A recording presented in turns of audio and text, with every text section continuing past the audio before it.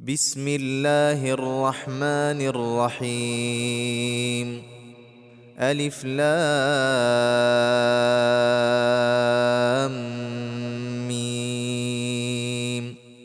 ذلك الكتاب لا ريب فيه هدى للمتقين الذين يؤمنون بالغيب ويقيمون الصلاة ومما رزقناهم ينفقون والذين يؤمنون بما أنزل إليك وما أنزل من قبلك وبالآخرة هم يوقنون أولئك على هدى من ربهم وأولئك هم المفلحون إن الذين كفروا سواء عليهم أأنذرتهم أم لم تنذرهم لا يؤمنون ختم الله على قلوبهم وعلى سمعهم وعلى أبصارهم غشاوة ولهم عذاب عظيم ومن الناس من يقول آمنا بالله وباليوم الآخر وما هم بمؤمنين يخادعون الله والذين آمنوا وما يخدعون إلا أنفسهم وما يشعرون في قلوبهم مرض فزادهم الله مرضا ولهم عذاب أليم بما كانوا يكذبون وإذا قيل لهم لا تفسدوا في الأرض قالوا إنما نحن مصلحون ألا إنهم هم المفسدون ولكن لا يشعرون وإذا قيل لهم آمنوا كما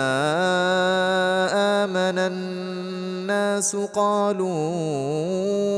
أنؤمن كما آمن السفهاء ألا إنهم هم السفهاء ولكن لا يعلمون وإذا لقوا الذين آمنوا قالوا آمنا وإذا خلوا إلى شياطينهم قالوا إنا معكم إنما نحن مستهزئون الله يستهزئ بهم ويمدهم في طغيانهم يعمهون أولئك الذين اشتروا الضلالة بالهدى فما ربحت تجارتهم وما كانوا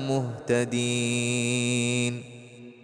مثلهم كمثل الذي استوقد نارا فلما أضاءت ما حوله ذهب الله بنورهم وتركهم في ظلمات لا يبصرون صم بكم عمي فهم لا يرجعون أو كصيب من السماء فيه ظلمات ورعد وبرق يجعلون أصابعهم في آذانهم من الصواعق حذر الموت والله محيط بالكافرين يكاد البرق يخطف أبصارهم كلما أضاء لهم مشوا فيه وإذا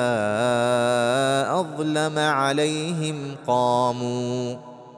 ولو شاء الله لذهب بسمعهم وأبصارهم إن الله على كل شيء قدير